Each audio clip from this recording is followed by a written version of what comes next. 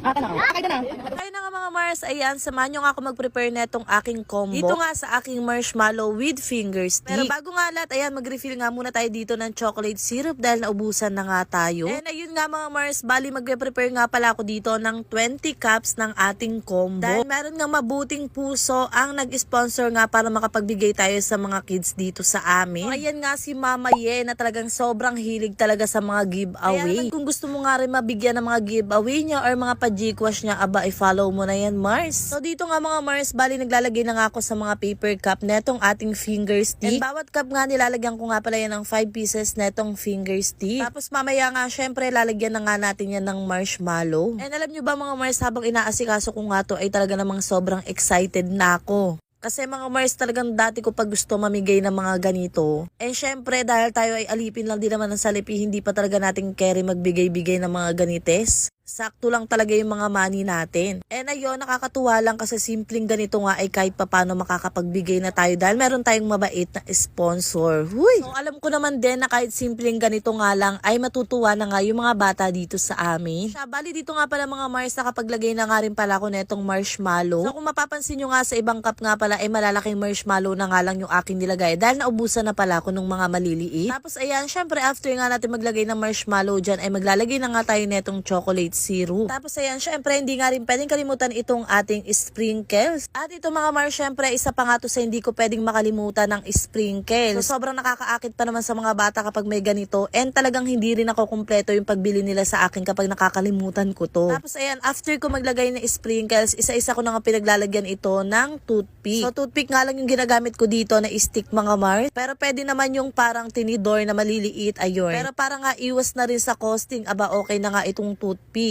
And ayan mga Mars, bali natapos na nga ako at meron na tayo ditong 20 cups ng ating combo. Na tsak matutuwa talaga ang mga bata na aking mabibigyan neto. Kaya naman yan nga mga Mars, after ko nga pala mag-asikaso, nagtawag-tawag na nga ako dito ng mga bata. Para naman syempre maumpisa na nga natin ang pagbibigay. And tingnan nyo naman yung mga smile nila kapag aabutan na natin. Diba, parang gusto ko na lagi mamigay. Huy, sponsor baka naman.